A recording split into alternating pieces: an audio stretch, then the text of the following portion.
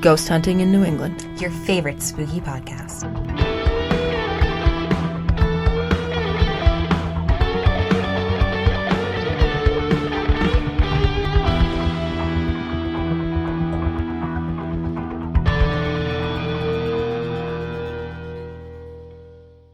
Hello and happy Wednesday. Welcome to Ghost Hunting in New England with your hosts Amelia and Beth. And happy Halloween. We're finally here. Boo, scary. This is great. We finally made it. We're all excited. We're all happy. I envision you all listening on your commutes to work on Thursday, spookiest day of the year, and we are so psyched to have you guys with us today. Yes, we are. And as of course, Halloween bonus, we are bringing you the history of Halloween. Ooh. Along with all sorts of listener fan mail, drive-by ghostings. And so we're really happy to be with you guys today and hope that you're enjoying your morning as much as we're enjoying recording on a Friday evening. All right. So, Beth, you want to kick it off with some spooky history? Sure. So it was interesting. You know, I thought that I knew a lot about the history of Halloween, and then I really started digging into it. And it turns out I thought that I knew stuff, and I knew a little bit of stuff, but I didn't know nearly as much stuff as I probably should have. So, yeah, we'll see how much other people knew.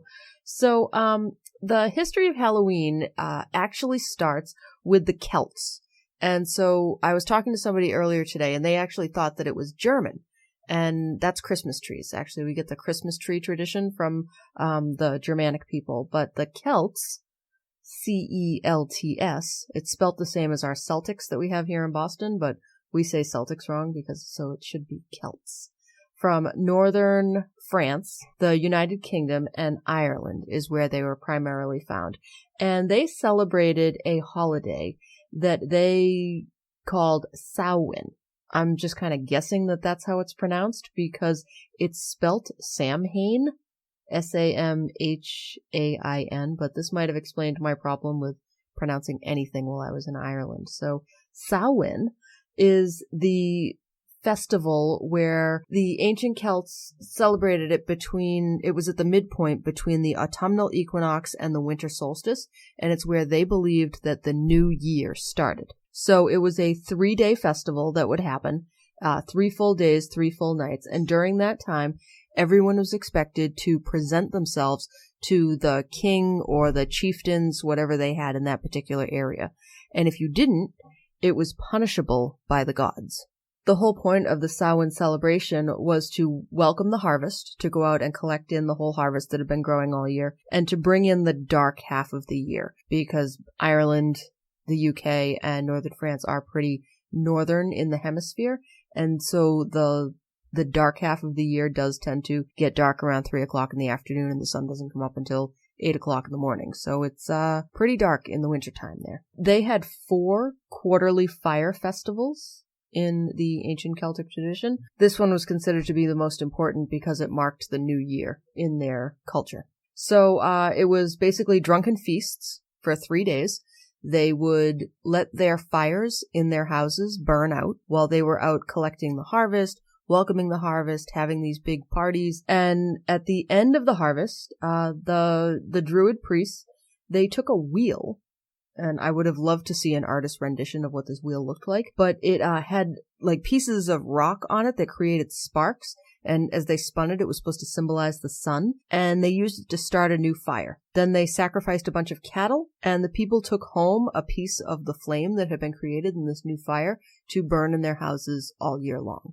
So it was a symbol of the new year. It was also considered to be a crime-free time of year, and any time that you committed a crime or if you used a weapon of any sort, it was punishable by death if you did it during these 3 days of the year. So that's where the ancient festival came from. There were some monsters that were associated with it. When they had this festival, they really believed that the boundaries between our world and other worlds were thinned out.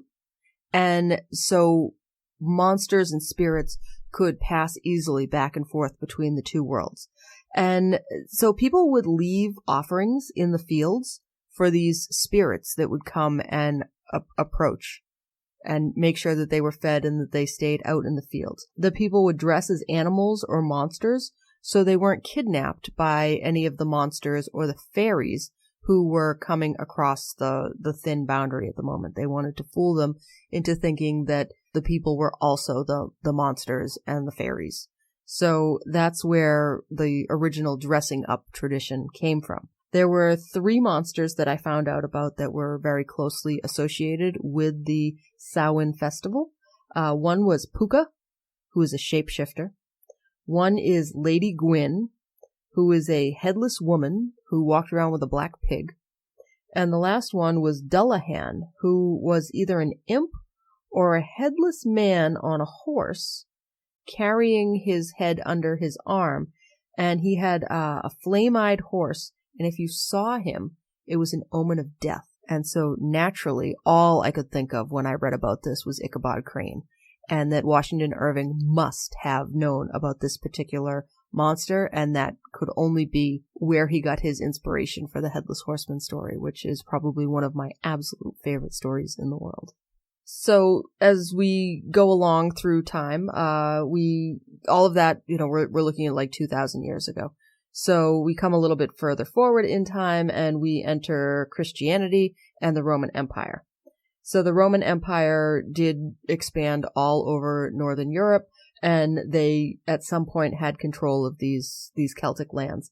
And so the Pope naturally got involved, and the Pope wanted to bring all of the pagans into the Christian religion. And so they're not going to allow the pagans to still celebrate their holidays as they've always celebrated them. They want them to be celebrating them in light of the Christian tradition.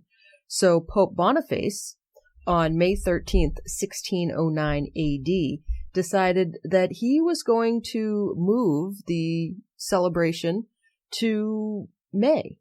And it's now going to be a celebration of saints and martyrs. So there was this big celebration in May, but then, would you believe it? The people still had their fire celebrations in October and November that they had always had.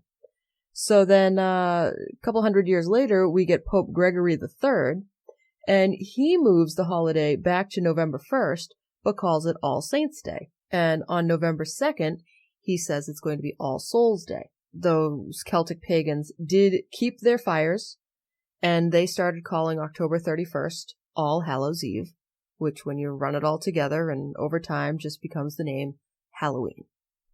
So that's where we got the name from. And as time goes on in the Middle Ages, now instead of having the big, huge kingdom of fires, the bonfires tended to be more local, and they were thought to protect the locals from fairies and witches. So each village would have its own bonfire. There wasn't as much traveling anymore to go and see the priests. I thought this was so interesting. I feel like at one point I knew this, but I had forgotten that jack-o'-lanterns were originally carved from turnips, potatoes, beets, little root vegetables, and it wasn't until many years later that they switched over to using pumpkins. When people would go to these festivals and the Druid priests would be there, one of the biggest things that they tried to do in the festival was fortune telling. And so I'll talk about some of the different kind of lost traditions of fortune telling later.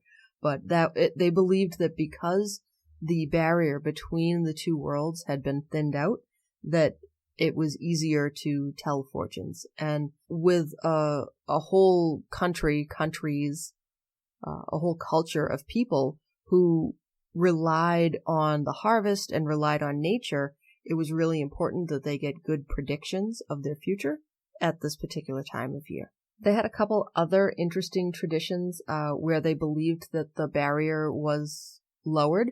They would invite their ancestors into the house to have a meal with them. The ancestors would be invited in. They'd have a place set at the table.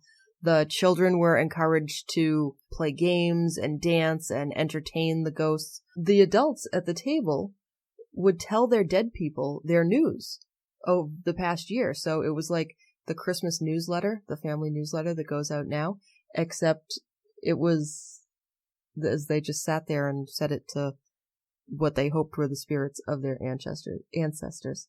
So they called it the Dumb Supper. And I don't know if it was dumb just because the ancestors couldn't speak or what the story was there, but I thought that was an interesting name for that particular tradition.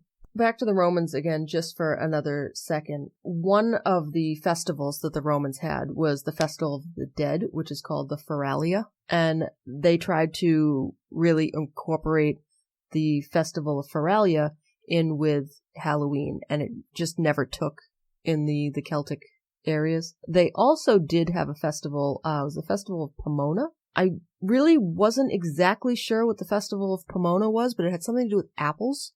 And it's thought now that the inclusion of the apples at that point in the festival is where we get the idea now of bobbing for apples when we go to Halloween parties. So I thought that was a really interesting little tidbit. Yeah, I hadn't heard of that before. So it was during the Middle Ages, really, that the origins of trick-or-treat came along, and that was primarily in northern UK, so in Scotland and northern England. People would do this thing called mumming, and mumming was done during the nights leading up to Samhain, and so people would put on a costume, and they would go door to door where different families were having their dumb suppers, and they would show up, and children were there, they were in costume, and they would dance and perform for the ancestors of the family of the house that they were at, and the adults would tell the ancestors their news of the year as well. And at the end of the little performance, cakes were given as payment. So they were mumming cakes that they would hand out to children. So that's where we got the idea of a treat. As for the tricks, it was common for pranks to be played among people on Halloween. It was always just blamed on the fairies. They were usually harmless pranks that would happen, and none of the vandalism and the more harmful pranks that we see currently with some Halloween celebrations. Then Halloween comes to America. I always thought that Halloween was a big thing in America, but it was not. That's very recent. So in colonial times, it actually did come over, and it was celebrated in the mid-Atlantic and southern colonies. But in the northern Puritan New England area, it was not a thing. In the mid-19th century, there were a huge number of Irish immigrants fleeing the potato famine, and they came in all over the United States. And it wasn't until then that it was really popularized in America as a whole. Americans would go door to door and get candy or money. It was in the late 1800s that there was a big push to make Halloween more family-friendly and like a community event. And so parties were planned around food and games and costumes. Newspapers and community leaders wanted to take like the scary and the ugly out of Halloween, and so they asked parents to tone down costumes. And it was in the late 1800s into the early 1900s, I guess, before the 19-teens, that the ideas behind Halloween really lost all of their religious ties. By 1950, the baby boomers were coming, and Halloween morphed into being just for kids.